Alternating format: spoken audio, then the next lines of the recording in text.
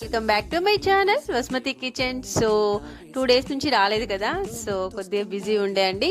కానీ ఈరోజు ఒక పికిల్ అయితే చూపించబోతున్నాను. టమాటా పచ్చడి. టమాటాలు అయితే కట్ చేసేసుకొని గిన్నె పెట్టేసుకోవాలి. దాంట్లో మనం ఆయిల్ వేయకుండానే టమాటాలు అయితే వేసేసేయాలి.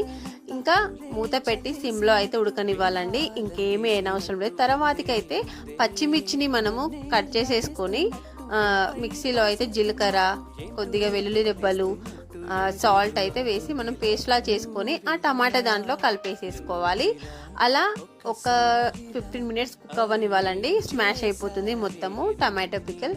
సో ఇప్పుడైతే దీన్ని పోపు పెట్టేసుకుందాము. చిన్న బౌల్ అయితే పెట్టేసుకొని ఆయిల్ వేసేసుకొని జీలకర్ర, వెల్లుల్లి రెబ్బలు, అలాగే మనం అన్ని రెడీ చేసి పెట్టుకున్న ఎండుమిర్చి, ఒక 2-3 తీసిన వెల్లుల్లి రెబ్బలు, పసుపు, ఇవన్నీ అయితే పోపుకి వేసుకున్నట్టే యాజ్ టీజ్గా వేసేసుకోవడమే. ఇప్పుడు మనము అది కుక్ అవుతుంది కదా టమాటా పచ్చడి, మనమైతే పచ్చిమిర్చి పేస్ట్ ఎలాగూ వేసేసాం కదా. సో దాంట్లో మనకేమైనా ఇంకా సాల్ట్ తక్కువ ఉంటే లాస్ట్లో కలుపుకోవచ్చు. ఇప్పుడు ఏమీ లేదండి, ఈ పోపుని దీంట్లో కలిపేయడమే.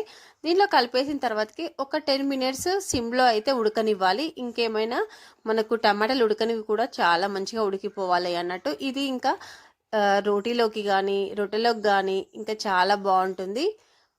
రైస్లో కూడా చాలా బాగుంటుందండి. ఒక్కసారి అయితే చేసి చూడండి. ఈ పచ్చికారం టమాటా పచ్చడి చాలా అంటే చాలా బాగుంటుంది. వెల్లుల్లి రెబ్బలు ఎక్కువగా వేయాలండి మనం పచ్చిమిర్చి పేస్ట్ చేసేటప్పుడు. సో ఇంకెందుకు కలిసి మీరు ట్రై చేయండి. మేమైతే దీంట్లోకి జొన్న రొట్టె అయితే చేసేసుకుంటున్నాం. Thanks for watching.